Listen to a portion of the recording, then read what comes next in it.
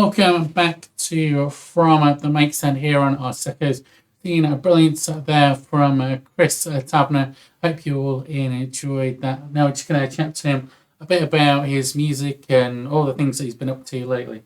So Chris, for those people who don't really know too much about you and your music, just want to introduce yourself? Yeah, I'd love to. So my name's Chris Tavener. I'm a satirical singer-songwriter. I write folk rock songs that have a bit of a tongue-in-cheek sense of humour. It's always the music that I really enjoyed writing. I write a lot of stories, really, often from other people's perspective. These songs, they're not often autobiographical. They're made about observations and people that I've met or seen in everyday life, really. And what are some of the artists initially that influenced your sound? Well, initially, I was a big fan of the likes of Bob Dylan, Loudon Wainwright, the Third, and Randy Newman, sort of American songwriters, singer-songwriter artists that have this kind of sensibility with their writing lyrics. And then later, I got more into the likes of Elvis Costello and Blur, and they still have amazing lyrics, but they had more of a sort of rocky sound, which I wanted to introduce to more of my albums and EPs and stuff like that. And people like Father John Misty and Courtney Barnett, some of the more modern artists that are still kind of playing that kind of music. And plenty others along the way, Declan McKenna and some of the other artists that are doing great stuff these days. So when you're writing songs, are you like always on the lookout for like a quirky tale or a story, or how does it come together? Yeah, definitely on the lookout. I mean, a lot of these ideas for songs are the first things that arrive when I'm writing a song. Sometimes, I mean, I played a song called Armchair Detective there before. Sometimes it's as simple as writing a riff, and then a riff that sounds as if. So I had the idea for that one first about these true crime TV drama detectives watching from home on their own in their bunny slippers and stuff, and trying to solve a murder. And I thought that was like a nice contrasting idea.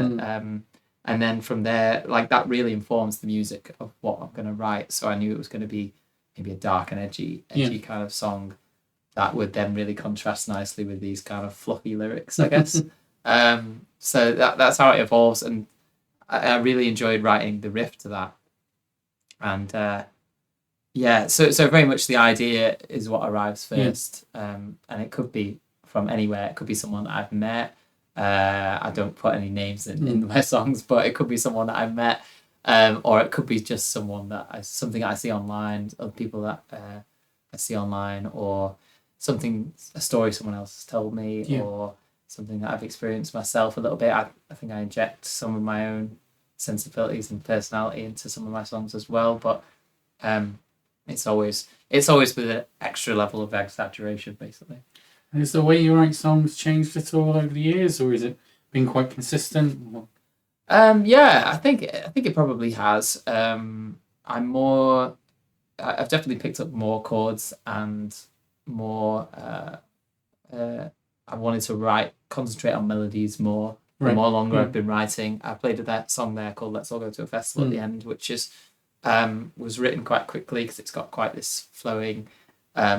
Almost familiar melody. It's quite waltzy and quite simple, but I like to think elegantly simple because it really kind of captures like a jolliness. But with some of my later stuff like Armchair Detective, I've really tried to focus in a bit more on the music and write stuff that I find musically interesting as well, and try and make sure that it always has been a focus of mine to make sure the music is gets the same amount of attention as the lyrics, but I think even more so as I've been writing more EPs and albums, I wanted to focus on that and make sure that the music and the melodies are nice and musically interesting to me as well. And what is it you're working on at the moment? Is it the singles or is it a whole EP?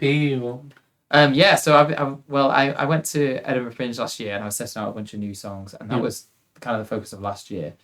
And I've carried that Fringe show into this year now with Brighton Fringe. But the long-term goal, so to speak, with that is that I've been writing these songs to create a next new album. Right. I released an album in 2018, which seems like so long ago now. It's like, wow, 7 years ago or something crazy. I did release an EP in between. That was going to be an album as well, but I just had these 5 songs in a relative theme of easy ways to be happy. This EP was called, and I thought I'll get those on an EP, get it out there rather than wait to find other songs that fit in with that. So I got that EP out there, but this Fringe show has been a vehicle for writing new songs that will then become an album, and I've recorded 3 of those songs now. So where do you go to record? I go to Green Velvet Studios, is where we've done the first 3 tracks. The plan is to finish off the album there in Stockport. Really nice studio, and some of the musicians there are familiar friends to me that I've played with for years or I've seen around open mics and stuff. So, really talented musicians and engineers that work there. When it's on the album and when it's live, is it always solo, or is it sometimes with a band? Or how's it work? Well, the albums and EPs are very different, really. A lot of them are full band tracks, which I think when people hear me live, they go, "Oh, it's very different to what I'm playing live." But I think I wanted to put down what's in my head for these songs and on an album form, and I get the chance to do that in the studio. Whereas when I'm playing live, I'm often performing acoustically because it's the most kind of well, for budget reasons, touring reasons, traveling reasons, that's often the best thing that you can do as a DIY artist and stuff. So I love to be able to play full band more often, but you don't often get the chance. So it's nice to do it on the album, and then I've released quite a few live tracks as well before for people who want to hear it as a solo acoustic, because I do get people saying, "Oh, I prefer the band version or prefer the solo live version of certain tracks." So it's nice to do things like this and get the live sessions of them out there and get that out there for people to hear it as well. And you said you went to Edinburgh Festival last year. So how was all that experience and how did it all come together? Oh, it was amazing. Yeah, I mean, the Edinburgh Fringe has been sort of, for me, writing satirical songs and sort of comedy music, humorous music. Edinburgh Fringe is somewhat of the festival to be at, really. So many people have played there, and for a while, I was just going up as a punter and just playing a few spots here and there, showcases and stuff. It really felt like I needed to take my time with it. And so it was years in the making, structuring this show and putting it together. And then I was really fortunate to have some funding and involve press and PR. So we had a brilliant run there for 3 weeks.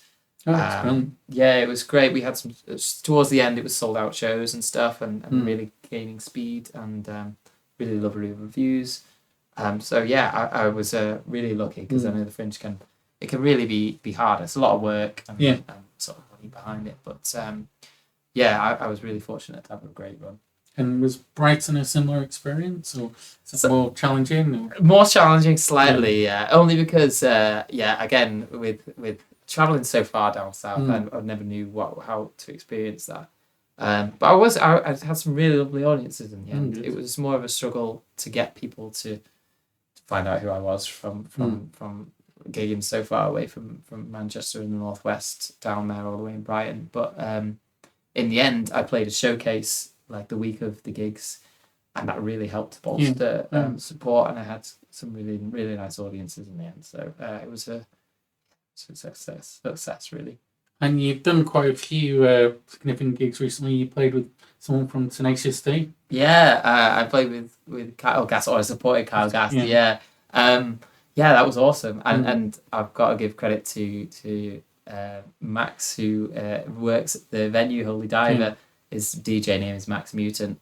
He saw me at the Salty Dog years ago in Northwich, and just kind of kept tabs on me. And then he knew that when Kyle Gass was coming to town, that he wanted to get me on to support, which was really kind. And then Kyle was I got to meet him and talk to him and stuff. And, for me, like Tenacious D, I used to listen to their CDs. I remember listening to their CDs on the bus in high school and stuff, and thinking, wow, this is it was really quite a cool career moment for me, because they're like a international worldwide touring act, and to get to do that show with him was a really nice career moment, really, and very much enjoyed it. And you said you've got a music video that's come out, or you've got one that's come out and the one that's coming out, or something? Yeah, both actually. Yeah, so I've got a Little Concerned, which I played first, which is a song that's going to be on this new album that I released a music video for, and it's shot in a kitchen, the entire thing, but it's like a bit of kitchen anarchy. utensils flying everywhere. Right. And it's a bit of fun little chaos that we made this DIY video for. That's out on YouTube at the moment. And then I'm releasing another song with Thomas Benjamin Wild Esquire, who's a good friend and another touring act who I've supported a number of times. He recommended that. Well, he knew that I hadn't released Let's All Go to a Festival in any studio capacity, and we played it together at live shows a lot. And he kindly suggested we put an official version out, which is really lovely of him to want to collaborate on that. So that's coming out on Friday. And what gigs and shows have you got coming up soon? I've got so actually there's a bit of a breather for me at the moment. I've got Button Warehouse this Sunday, I should say, in Macclesfield at 2:30 p.m. That's an afternoon show, and then I've got a few kind of little gigs around the northwest. But that's the main one for now. I think the next bit of focus for me is going to be this album, and getting that finished, getting those last songs written. And then hopefully, getting in the studio again with Green Velvet. That's going to be the main focus. But there'll be more shows popping up on my website and that kind of thing. So, I mean, with the Kyle Gass Tenacious D thing, I literally found that out 3 days before I played as well. So you never know what's going to happen. And just want to remind people where they can find all your things. Yeah, so christavener.co.uk is your main hub for gig dates, merch, and my music and stuff. But then you can also find me on Spotify, Facebook, Instagram, TikTok as well. It's all at Chris Tavener. Brilliant. Well, thanks for coming on the show and playing for us today. Oh, thanks for having me. Great. Good fun.